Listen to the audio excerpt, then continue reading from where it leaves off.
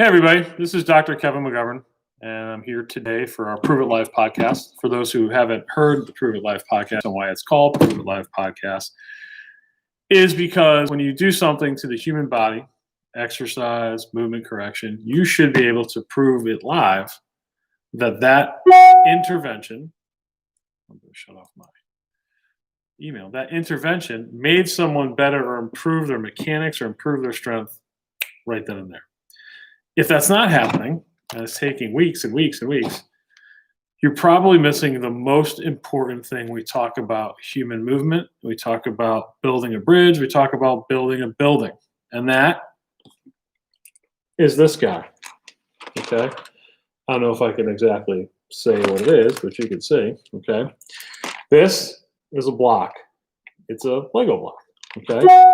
And without this Lego block, okay, you can't have anything moving from there. We have to start, whether we're building a building or we're starting to do human movement. Every movement, every building has a starting place and an ending place. The starting place is here. Lego block or moving block or muscle or whatever, one. Because movement is math, and there's a specific sequence of movement that you must follow that the body has ingrained. It's not, I didn't make it up. It's just how the body moves, how the body's wired. And it's wired from proximal, meaning the spine, to distal extremity. Okay. And if we move from proximal, meaning we contract the muscles from proximal to distal, we're going to have great success.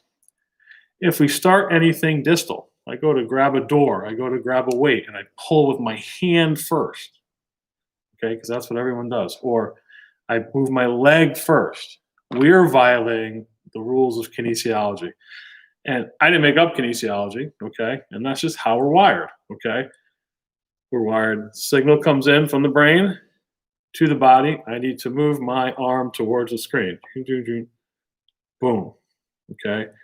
The transmission started from my brain somewhere to my spinal cord. My spinal cord said, hey, we need to move, and that was a specific sequence of shoulder blade, shoulder, upper arm, last, hand last. Okay, that is how we move. So why is that important? Because 99.999% of every injury that I see violates that movement. Okay, we're moving from distal to proximal, and you will lose every single time. What do I mean by that? Well, baseball pitchers, right? Okay, they're always talking about hand, hand, hand. And when we move hand first, okay, the body does, wait a minute, that's opposite of what should happen. So what happens? The body goes into like freak out mode, okay? It starts to stabilize everything. Okay, this guy or gal is moving with something in their hand that they want to throw very, very fast or very, very hard or punch something. But we haven't stabilized home base.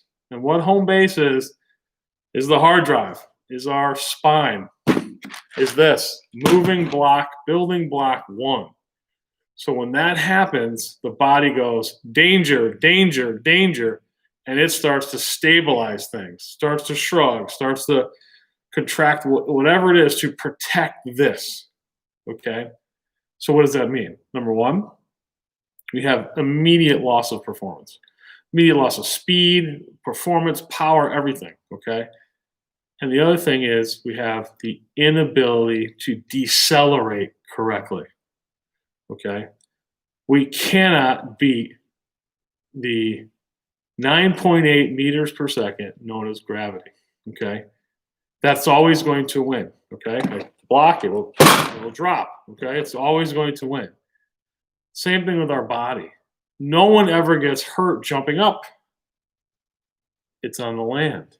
And again, if we're out of sequence when we jumped up, we're going to be out of sequence when we come down, okay? Deceleration. You know, I throw this block up in the air, I've got to catch it and decelerate it in a specific sequence. And muscles that are supposed to be on during that sequence. But if we started out with a sequence of distal to proximal, and we did something, Now, some muscles that should be off and ready for the deceleration could be on, holding us together.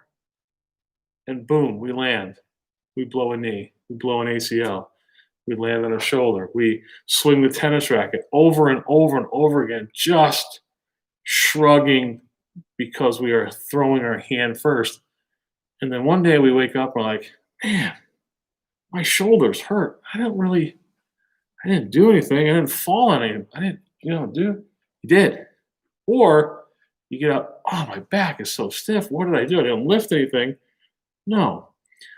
You violated proximal to distal law, movement is math, moving block 1, for the last 10, 15, 20, your whole life. Okay? Not your whole life, because go look at any toddler, if anyone has children or can have pictures of or movies of their kids when they were learning to walk and learning to move, you saw perfection. They went to pick something up, diaper to heels every time in a perfect synchronized squat, because that's how they're learning to move. Okay? You watch them go to walk and they're turning their body. Sometimes it's like this. Okay? The reason why is because they're figuring out, I've got to move this guy first and then my arms and legs. Okay? They're on their back, right? They're stabilized. They're kicking their feet. Okay? This is stable. Okay? The body knows that. This is home base. This is the important thing. This has to be stable to move, proximal to distal. If you violate that proximal to distal, if you don't start with moving block 1, movement 1, muscle 1, you are going to get hurt every time, all the time. That's essentially why I'm in business. I don't want to tell secrets because, I actually want to get people better.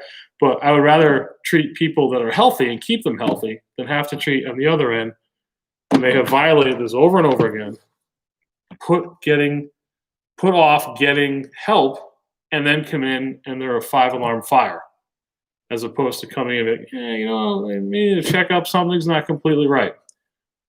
Well, all the time, every time, it's moving block 1. Its movement is math, and you cannot violate the proximal to distal law. Again, I didn't make it up. It's basic kinesiology. Brain, spinal cord, extremities. Okay? How I know this is correct? Let's look at any first picture of your child. The very first picture of your child. What did that picture look like? Smiling baby girl? A smiling baby boy? No. It probably looked something, excuse my artwork, like this. Okay? That's the very first picture. The ultrasound, little head and the spinal cord. Okay? And the arms and extremities grow and develop after, because that's how we develop, from proximal to distal. It's a law. And when we break that law, we get off track from that law. The first thing we're going to lose every time is as an athlete, as the average Joe, is our performance. Whether that performance is on a baseball field, football field, basketball court, or it's gardening, or it's holding our child, or walking, or whatever it is, you're going to start to see a decline, okay? And then all of a sudden, that decline and loss of performance is going to always turn into injury unless you fix it. Don't wait. Fix it now. I'd rather work with the healthy and keep them healthy. But I say this, because often people don't come to physical therapists. They go and see their trainer, they go somewhere, massage, they go somewhere else. They don't go to the people that can actually fix it, which is what we're trained to do, physical therapists. So I will leave you with this tidbit, okay? Physical therapists, I'm one of them, do amazing things for the injured, okay? You come in, your arm's hanging off, your leg's hanging off, you have surgery, you have rods, you have pins, you have back, you come in looking like Quasimodo, bam, we fix you. And then you disappear. You go off, you do something, okay? So we do amazing things for the injured. Amazing. Imagine what we could do for the healthy. And I'll leave you with that. This ends the Prove It Live podcast. If you need further information about me, you can visit me at perfectmotionsportstherapy.com or gametest.live. Thanks for listening, and have a great day.